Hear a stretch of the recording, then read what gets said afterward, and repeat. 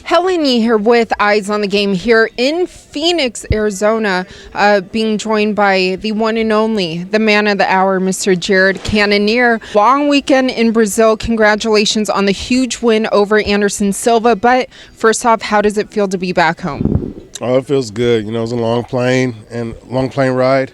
Very taxing on my back. But first day I got back here, I went and saw my chiropractor, so I'm good to go. I feel good now. We're glad that your back feels better as well.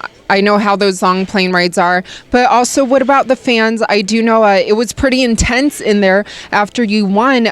There's no bad blood, though, right, between you and the fans? Absolutely not. You know, I have no hard feelings whatsoever. I know they had I feel that they had every reason to do what they were doing. You know, and again, I'm going to respond the way I should have. I responded the way I felt that I should have responded as well. So, you know, we're not enemies or anything, you know what I'm saying? So this is a sport. I understand the fans are going to feel some sort of way about whoever's losing and whoever's winning. That doesn't matter to me. I'm just there to do my job. And you did do your job indeed, but were you surprised by how they responded, or was that something that you expected going into Brazil and fighting Anderson in Brazil? Well, sort of yes and no. I mean, I kind of egged it on a little bit by cupping my ear, but me cupping my ear was in response to people who are already booing.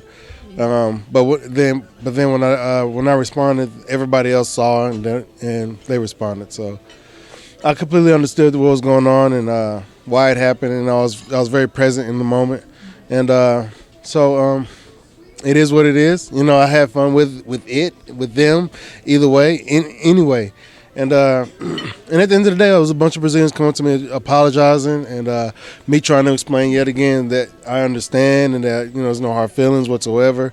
I don't take it personal whatsoever. So was water off a duck's back. Well, I'm glad that you were also able to gain a lot of Brazilian fans, and because I did watch how you checked up on Anderson afterwards as well. Like I said, great fight, good stoppage for Anderson Silva. It looks like the MRI results were back today, and there was no damage. Okay. Well, no, all right. Yeah, I mean. Well, that's good. That's good. He's not seriously injured, yeah. And that just shows that those kicks were really hard. So anybody was saying that he was injured or anything like that can now, you know, they can verify that it was all, you know, skill, technique. It was all me. It was my power, my approach to the game, my game plan that won me that fight. So nobody can take anything away from me. But is that kind of like a message you want to send the middleweight division? Because I know you just moved down to the middleweight division not too long ago, but you're doing extremely well so far, 2 stoppages. So is that kind of like that message you want to send?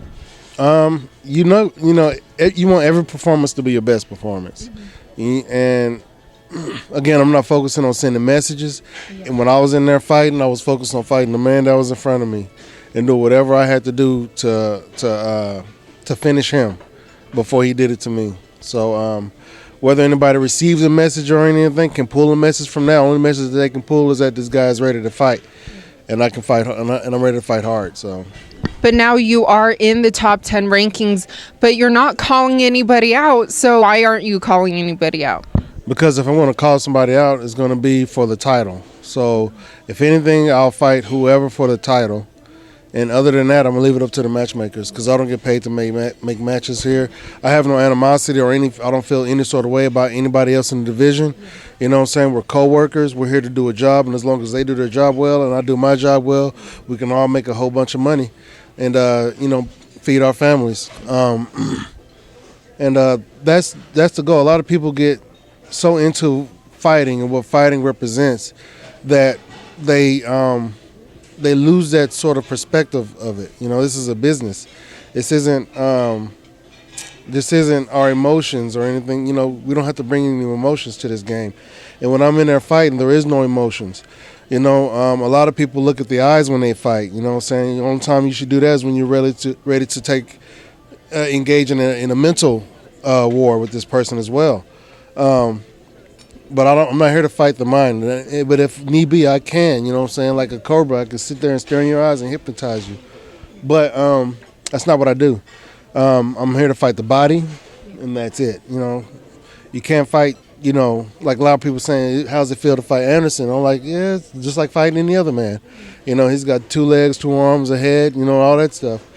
So that's what I'm here to do. I'm here to fight, and I've learned how to do it pretty darn well. Yes, absolutely. And would you say your time in the Army taught you a lot of experiences that you bring into MMA today?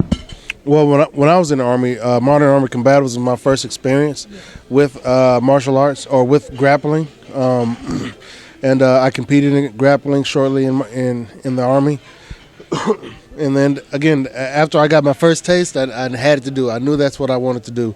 I'm going to be doing this for the rest of my life, and it's not doing it professionally. I mean, just training martial arts, growing as a martial artist, seeing different experiences as a martial artist. So, yeah, the Army. I've taken a lot from my days in the Army.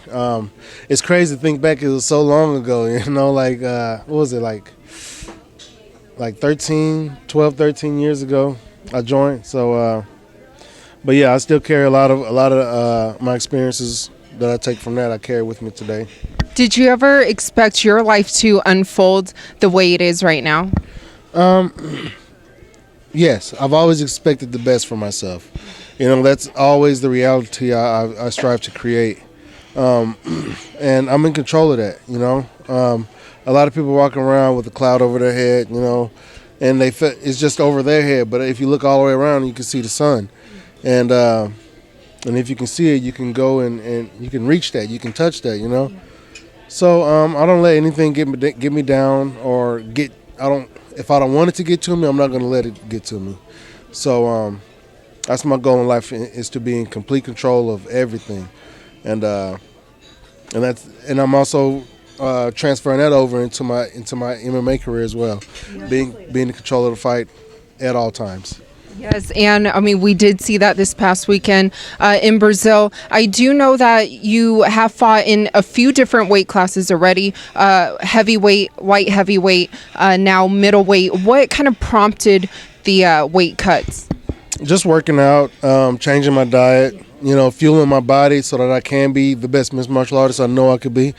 And eventually it led to, burning fat, burning calories, working out, intensely, learning the sport, moving to a different location where I can get even better training and live an even better life as a fighter, and grow myself professionally, advance my career. And, it's all interconnected, all these reasons why and all the results are just showing, Was that part of the plan, though, to end up fighting at middleweight, or did it just happen as your body just naturally cut the weight? Yeah, I just progressively made my way down. Started at heavyweight, and the next step down is light heavyweight. And had they made a 195-pound division, I would have been there maybe a year ago or 2 years ago. And now I'm at middleweight. So my body is my body is starting to settle down a little bit. At the low 200s. So middleweight, I'll definitely be here at middleweight for a while, especially if the success keeps up. So, like you mentioned before, the only person that you would call out is for that title shot. Israel Adesanya, Kelvin Gastelum, they fought for the interim title that a lot of people are saying, maybe one of the fights of the year so far. What did you make of that fight? I thought it was a really good fight. Israel did what he did. You know what I'm saying? He put on a beautiful display of striking, and and a lot of other things. I've been watching for a while, and I've learned a lot just from watching him. So I take my hat off to him for his performance. And Gastelum did a lot too. You know what I'm saying? He showed the world that Israel is yet again just another man, and that we can all we can all have a good day or a bad day in the octagon. And that he's a very tough competitor, and I could say a lot. What I'm saying, these guys are just at the top of the game in the division, and they put on a hell of a show, and I enjoyed watching it, and I learned a lot from watching it too. Yeah, well, you've been putting on so many top performances as well, but also Israel and Robert Whittaker. Who do you think takes that? That's tough, man, because Whittaker, I mean, he's a champ. You know what I'm saying? We've seen who he's been fighting to get to where he is. You know, he's fighting some tough competition. And Israel is trying to become the champ. You know, he's a champion, but he's trying to become the champion. And he's already shown that he's got the heart, you know what I'm saying? He's got the mindset to get in there and make it happen. And the same is to be said about Whittaker. These are both animals, and I can't pick one or the other. If I were to be biased, you know what I'm saying, I'm more of a fan of Adesanya. Yeah. So I would say Adesanya for the win. And what would you like to tell all your fans and your fans who are, anticipating your return back into the octagon? Follow me on Instagram and Twitter. I'm more active on Instagram. I'm trying to be more active during the off season on Instagram. But I'm on Instagram and Twitter at Killer Gorilla MMA. That's about it. Follow me. What you see is what you get. So haters are welcome too. Keeping it real, the Killer Gorilla. Thank you so much for your time, and once again, big congratulations. Thank you.